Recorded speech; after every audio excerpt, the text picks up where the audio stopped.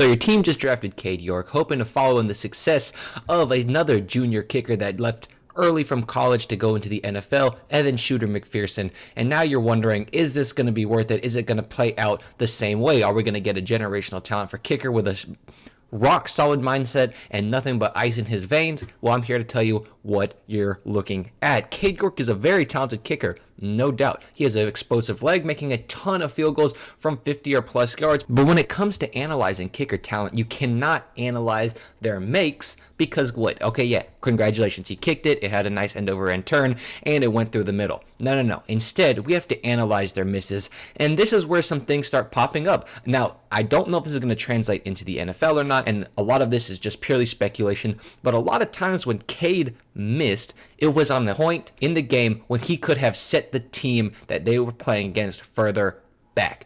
Notably, against Ole Miss, he could have continued to drive a nail in that coffin to make a field goal to put them up 10-3. Instead, he misses. It gives him some momentum and a good field position. And now all of a sudden, the next time he kicks his field goal, the score is 31-7. Something similar happens against Arkansas when he makes his first field goal, but then the next field goal when they're up 10-3, he misses. This leads Arkansas to start their comeback train so that the game ends on a 16-13 score in Arkansas's favor. Now, obviously, a lot of this you cannot blame on Cade. I'm just saying it's little details like this. A lot of big comebacks start off of a missed field goal because it sort of stems the bleeding. It shows the defense they made a stop. And then on top of that, you also are giving them back good field position and you did not put any points on the board. So in a lot of cases, this has been kind of detrimental to him, is that he doesn't really hit the field goals from ahead as much. Now, from behind, the dude is an absolute monster.